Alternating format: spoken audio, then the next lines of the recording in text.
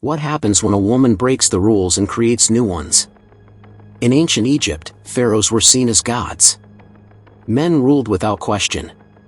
But one woman did something amazing. She didn't just stand by the throne. She took it for herself. She wasn't a queen. She became a king. Her name was Hatshepsut. Her reign changed history. Pharaoh Thutmose II, Hatshepsut's husband, died. No war. No scandal. Just death. And with it, a quiet storm began to brew in the Egyptian palace. Because Egypt had lost its king. And what stood between order and chaos? A boy. Thutmose III, the heir, was just a child.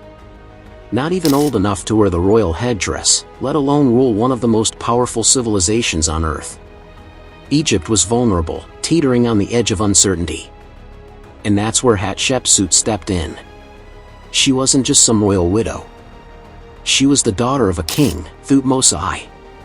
She had royal blood in both her veins and her voice. People respected her. They feared her wit. And so, when she stepped up as regent for her stepson, nobody blinked. It made sense. Who better to guide the boy king until he came of age? But here's where the story starts to twist. Because Hatshepsut didn't just act as regent. She didn't just warm the seat. She began to rule, and then kept ruling. And then ruled a little more. At first, it was subtle. She took more meetings. Issued more commands. Her image appeared in more carvings. She expanded her presence, day by day, until there was no longer any confusion over who held the real power. But then she did something no one saw coming. She didn't just stay behind the curtain. She pulled it down and walked straight through. She declared herself pharaoh. And not queen. Not mother to the king. Pharaoh. The title is reserved exclusively for male kings. She didn't sugarcoat it or disguise it. She fully stepped into the identity of the ultimate ruler, beard and all. Literally. She wore the ceremonial false beard of a king, the linen kilt, the crown. She adopted the full five-fold titulary used only by male pharaohs. She was no longer Hatshepsut the widow or Hatshepsut the queen mother. She became Makher, truth is the soul of the sun god Re. That was her throne name. That was her rebirth. And get this, when artists carved statues or painted her on temple walls, she wasn't shown as a delicate woman standing behind a male ruler. She was carved as a man, broad-shouldered, strong-jawed, imposing. But her features still retained hints of her femininity. It was a careful balancing act, and it worked. She blurred the line between male and female power in a society that had very little tolerance for bending those lines. Now, of course, people talked. The Egyptian court was buzzing. This wasn't just bold, it was dangerous. The priests must have whispered. The nobles probably panicked. How could a woman, in this strictly male-ruled society, crown herself pharaoh? But here's where Hatshepsut showed her brilliance. She didn't just announce her power, she legitimized it. With the gods. She told a story, one written in the stone of temple walls and echoed in priestly hymns. According to her, she wasn't just a ruler by chance or circumstance. She had been chosen, handpicked, by Ammonius, the supreme god of Thebes. She claimed that Ammonius had appeared to her mother in disguise, fathered her, and declared that Hatshepsut was destined to rule. And to really sell the story, she had it illustrated in the temples. The divine birth scene was painted in glorious detail, gods, queens, a heavenly decree. Anyone who questioned her authority wasn't just defying a woman. They were defying the gods. It was genius.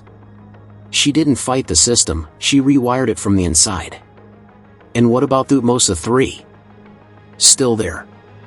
Still officially king. But more like a shadow in the corner while Hatshepsut's light filled the throne room. His name appeared beside hers on some monuments, but always second. Always smaller. She didn't erase him. She sidelined him. Kept him close enough not to stir rebellion but far enough not to threaten her grip. Meanwhile, Hatshepsut made smart moves to keep her enemies in check. She strengthened her relationship with the powerful priesthood. She gave temples lands, riches, honors. In return, they kept their mouths shut, or better yet, supported her divine claims. And the people? Most didn't care if the pharaoh was a man or woman as long as the Nile kept flooding and the granaries stayed full. To the common Egyptian, peace and prosperity were far more important than palace politics. Of course, there were quiet murmurs. Some officials rolled their eyes in private chambers. Some nobles probably waited for her to fail. But she didn't. She didn't collapse under pressure or make wild mistakes.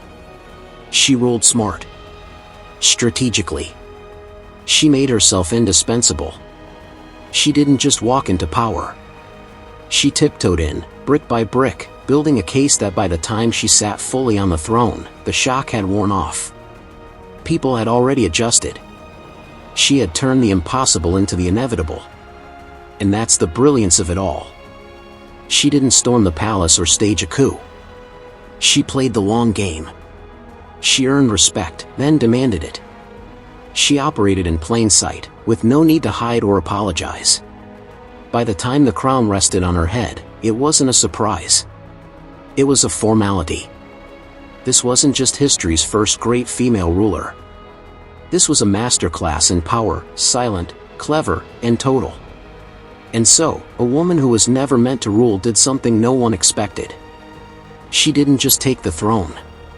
She became the king. Hatshepsut wasn't the first woman to step into a role of power, but she was certainly one of the most successful. When she took the throne, Egypt was in the middle of an era dominated by conflict and warfare. But unlike many of her predecessors, Hatshepsut had no interest in expanding Egypt's borders through war. Instead, she focused on peace, prosperity, and leaving behind a legacy that would stand the test of time. Her reign was marked by some truly impressive achievements.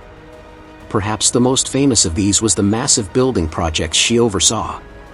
One of her greatest accomplishments was the construction of her mortuary temple at Deir el-Bahri, which still stands as one of the most stunning pieces of architecture in Egypt. The temple was built to honor the gods and showcase Hatshepsut's divine right to rule. It wasn't just a tomb, it was a statement. It was a symbol of her power and her ability to turn Egypt into a thriving kingdom.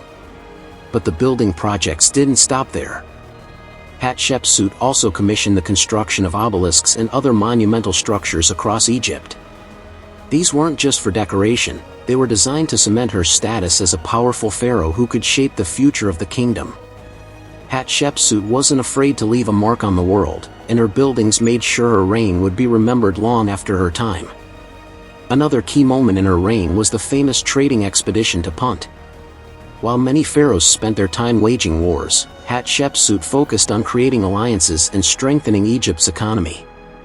She sent a fleet to Punt, a mysterious land that historians still debate the location of. This expedition was one of Egypt's most successful. They brought back valuable goods like incense, myrrh, and ivory, which were prized in Egypt and used in religious ceremonies. It wasn't just about bringing wealth into Egypt, it was about showing that Egypt could thrive without constantly being at war. It was an investment in peace and trade, and it paid off. What made Hatshepsut's reign even more remarkable was the team she built around herself. She wasn't alone in her rule, she surrounded herself with loyal advisors, the most notable being Senenmut, a skilled architect. Senenmut helped design many of her building projects, including her mortuary temple. But their relationship went beyond just work, they were close, and some believe that he may have even had a personal connection with her. With Senenmut and other trusted advisors by her side, Hatshepsut was able to implement her vision of a prosperous, peaceful Egypt. Hatshepsut didn't just rule through force, she knew how to use symbols and propaganda to her advantage. She carefully crafted her image, portraying herself as not just a ruler, but a divine figure chosen by the gods to lead Egypt. In many depictions, she was shown in the traditional attire of male pharaohs, complete with a false beard. This wasn't just for show, it was a way to reinforce her legitimacy as a ruler, making it clear that she had the divine right to rule, even though she was a woman. Through this clever manipulation of imagery, Hatshepsut cemented herself as a powerful and respected figure in Egyptian history. Under her leadership, Egypt flourished. The kingdom was stable, the economy was thriving, and the people had a sense of peace that had been missing in previous reigns. Hatshepsut's ability to balance power, diplomacy, and innovation made her one of the most successful pharaohs Egypt had ever seen. She didn't fight wars to prove her strength, she built an empire on peace, trade, and monumental achievements. In doing so, she showed the world that a woman could rule just as effectively, if not more so, than any man before her. But it all came to an end. Hatshepsut's reign ended not with a battle, but with her death in around 1458 BCE, after a prosperous and largely peaceful reign. But what happened next is a tale of political maneuvering, revenge, and a deliberate effort to erase her from history, an effort that wasn't about her reign itself but about her very existence as a female pharaoh. After Hatshepsut passed away, the throne was left to her stepson, Thutmose III, who had been co-regent with her for many years but had never been able to fully assume power. Thutmose III had grown up under Hatshepsut's shadow, and his path to the throne had been complicated. As a child, he was seen as the heir to the throne, but Hatshepsut had effectively taken over as pharaoh after her husband Thutmose II's death. For a long time, the two ruled together, but after her death, Thutmose III sought to solidify his rule and control over Egypt. Historians believe that Thutmose III was deeply resentful of his stepmother. She had been the one to take power in the first place and had ruled with absolute authority, even after her husband's death. Though Thutmose III had been the rightful heir, Hatshepsut's rule meant that he had to wait for years before stepping into his role. In many ways, Thutmose III's position had been a secondary one for most of his life, and his resentment toward Hatshepsut likely boiled over after her death. To erase her from the collective memory, Thutmose III began a systematic campaign to obliterate Hatshepsut's legacy. Statues of the queen were smashed, her name was chiseled off monuments, and even her image was deliberately erased from temples and tombs. But this wasn't just a matter of erasing one person's image from a few monuments, it was an effort to remove her entirely from Egypt's official history, as though she had never ruled at all. The king lists, which recorded the names of all pharaohs, were altered to exclude Hatshepsut, erasing her entirely from the annals of time. Why would he go to such lengths? While some believe it was a matter of revenge, others argue it was a calculated political strategy. Thutmose III may have been determined to assert his own rule, especially after years of living in the shadow of a woman who had taken the throne without ever formally passing the title to him. By removing her from history, Thutmose III not only diminished her authority but also strengthened his own reign and established his dominance over Egypt. But there's also a darker side to the story. Some historians suggest that Thutmose III's erasure of Hatshepsut wasn't just about revenge or politics. It was a reflection of the patriarchal society in which they lived, a society that wasn't prepared to accept a woman as the supreme ruler of Egypt. In a time when kingship was strictly male-dominated, the idea of a woman holding the title of pharaoh was revolutionary, and for some, unacceptable. Hatshepsut's attempt to claim the title of pharaoh, to rule as a man, was a move that rattled the established order. Perhaps Thutmose III, along with other figures in Egypt's political elite, felt that the history of a female ruler was a threat to the tradition of male dominance, yet, it wasn't just the deliberate erasure that made her death significant. In the years following Hatshepsut's death, there was an attempt to suppress any memory of her, but there were clues that revealed the true extent of the destruction. Hatshepsut's tomb was found undisturbed for centuries, and her burial site was hidden within the Valley of the Kings. For years, no one knew the exact location of her tomb, and many speculated that it had been deliberately hidden by those who wanted to keep her death, and by extension, her legacy, forgotten. It was only much later, in the 19th and 20th centuries, when archaeologists began to study the tombs of the Valley of the Kings, that Hatshepsut's tomb was uncovered. When her mummified remains were finally identified, they had been moved from their original resting place to a different tomb, one that had been reused by others after the attempt to erase her legacy. Archaeologists found that her remains had been tampered with, further proof that someone had gone to great lengths to erase her from memory, even in death. Some historians even suggest that Thutmose III may have been directly involved in hiding her remains, as if erasing her from the historical record wasn't enough. Her name, once erased from the king lists, began to slowly reappear thanks to the persistent work of modern archaeologists. It was through these rediscoveries that Hatshepsut's legacy was pieced back together, but it wasn't an easy journey. For centuries, her reign was reduced to a footnote in Egyptian history, largely forgotten. It wasn't until the 20th century that scholars were able to understand the full extent of her achievements, thanks to the work of archaeologists who dug through ancient tombs and deciphered inscriptions. It's almost as though history had tried to bury Hatshepsut with the same determination that Thutmose III had used to wipe her out. But despite their efforts, she has been resurrected, her name once again shining in the records of Egypt's greatest rulers. The removal of her legacy was not just a political or personal maneuver but also a reflection of the deep-seated gender biases of her time. In the end, it was clear that Hatshepsut had been a force to be reckoned with, and no amount of erasure could truly silence her place in history. For a long time, Hatshepsut was nothing more than a name lost in the shadows of history. People tried to erase her. After her death, the pharaohs who came after her made sure her image was wiped from temples, her statues destroyed, and her name erased from the royal records. They wanted to forget that a woman had ever ruled Egypt.